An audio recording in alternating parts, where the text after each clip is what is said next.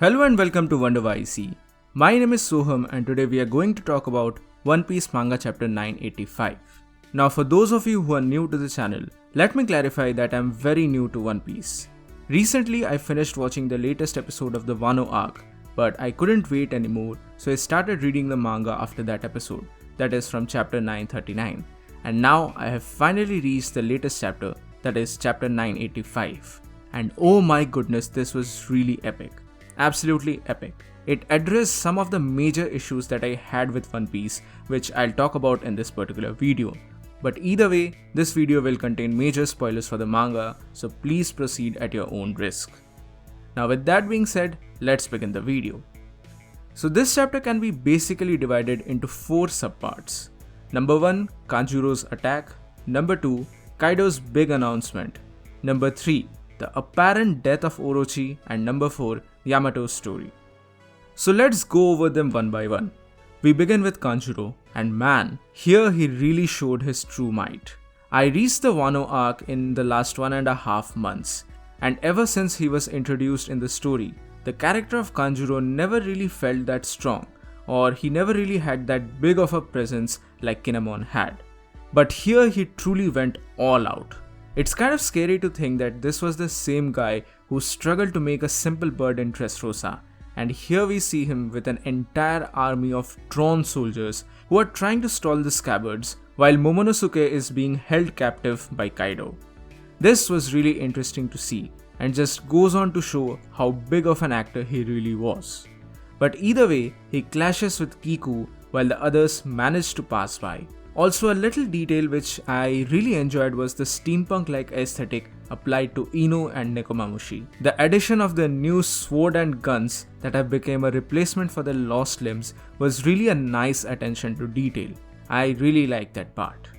But next we switch to Luffy and Yamato, where she's talking about her past and everything. But I'll come back to this in a while, because in the meantime, there's chaos going on in the stage, because Kaido will finally make his big announcement. He goes on about how the world government has abolished the Shichibukai system and how the world government thinks that they are stronger than the pirates. But he tells the beast pirates not to worry anymore, because they have a tremendous new plan now, as they have acquired a great ally. And who's the new ally? As Luffy and Yamato watch from the above, Big Mom jumps into the scene. She's the new ally of Kaido. The Beast Pirates and the Big Mom Pirates have finally joined forces. This is sort of a Rocks Pirate reunion that definitely will shake the entire world. But now they declare something. Something that has always been a question for me, or rather a mystery for me. While watching and reading 20 years worth of One Piece in the last 1.5 months, the one thing that really stuck out to me was that why didn't any of the Yonko not attempt to find the One Piece? Like currently, they are some of the most strongest people on the planet, and almost all of them have at least one road poneglyph at their disposal. So for someone like Kaido and Big Mom, would it really be that difficult to find the remaining ones? This really perplexed me for a while. But now, they have finally made their intentions clear. They are joining forces and they are going to get the One Piece, and they are also going to acquire the ancient weapons that will bring forth the biggest war on the planet. Obviously, Luffy has a reaction to all this, saying that he will be the one who will actually get the One Piece. But either way, I just had a thought. I'm pretty sure that Kaido doesn't know this yet, but I wonder what he will do after he learns that Frankie tore the blueprints for Pluton. And Shirahoshi will be a different topic altogether. Also, before moving forward, there's a small panel of Nami and Carrot. I'm not really sure if this is from the live stage when Big Mom comes or from somewhere else, but they are seemingly defeated, and I really wonder if Zeus has been taken away from Nami. I mean, it might be temporary, but I'm really certain that she will regain Zeus, as he might go on to become the biggest asset for Nami. But moving on, as everyone celebrates at the news, Kaido shows his true face and true sadistic nature, something that even Orochi had probably not expected. Kaido gives Orochi's servants the ultimatum that either join him and become a part of the Beast Pirates or die then and there. He is planning to make Wano the main base of their plans against the world, and to do so, he'll increase the factories that produce weapons even in the flower capital. But Orochi is obviously taken aback by this as he exclaims that the fire capital is his territory and his domain, and Kaido doesn't have the authority to take over the flower capital from him. But oh boy, Kaido immediately, like without even a second of delay, beheads Orochi. This was huge. The Shogun of Wano is dead, and whoever dares to defy Kaido will also be killed then and there. Then Kaido goes on to say that in their upcoming war against the world, he is going to extract everything from Wano by increasing the factories, the weapon production, and the number of workers. Thus, he is going to shift Onigashima tonight, and the flower capital will become the new Onigashima with Yamato as the Shogun. This is finally the end of Wano Kuni. Man, that's some really heavy stuff. After this, we go back to see an enraged Luffy and Yamato, as Luffy tries to run in order to save Momonosuke for the time being. Now, I'll come back to the interactions of Luffy and Yamato in a moment, but first I need to give my thoughts on Orochi's apparent death, and the word apparent here is in double quotes. To be very frank, this was quite anticlimactic, but in a way, it was, I guess, necessary to show the ruthlessness of Kaido. But at the same time, I really don't think that Orochi is actually dead. There are two things that are kind of striking my mind. First is the Hebi no Mi devil fruit. Like see, I'm not that familiar with each and every concepts of Japanese philosophy and Japanese mythology, but I'm pretty sure that Orochi is basically an 8-headed snake that doesn't die until all its heads are chopped off. A similar example of this would be Orochimaru from Naruto, who survived even after some of his heads were chopped off. So it's very likely to think that the Hebi no Mi fruit will grant Orochi the same powers of the 8-headed snake, which are basically like lives.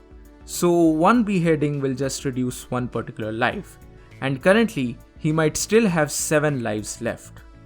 Because see, this is shonen after all, and after displaying so much of Kozuki Oden's backstory, I really don't think that Orochi will die so easily and in such an anticlimactic manner. He is definitely going to survive for a proper fight with the Scabbards and Kinemon or maybe even Momonosuke. I don't know, either of them are bound to take Kozuki Oden's revenge. And the second one is related to Kanjuro. I don't really know, but what if, just what if, Orochi, just as a protective measure, had previously told Kanjuro to make an ink clone of himself, so that if anything untowards happened, then he would come out of it unharmed.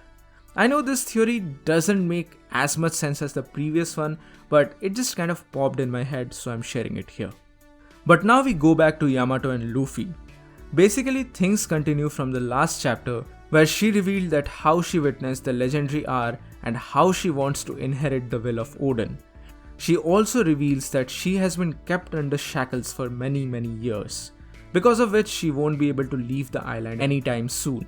Otherwise, her hands will explode like the slave collars which were shown in Shabodi. Moreover, she also confirms her ambitions with Luffy that she wants to beat her dad just like Luffy. This was a really nice bit of interaction, and she also acknowledges Luffy as the little brother of Ace. A couple of things to note here. I wonder if that's a sea prism chain on Yamato or not, so maybe, just maybe, she also is a devil fruit user.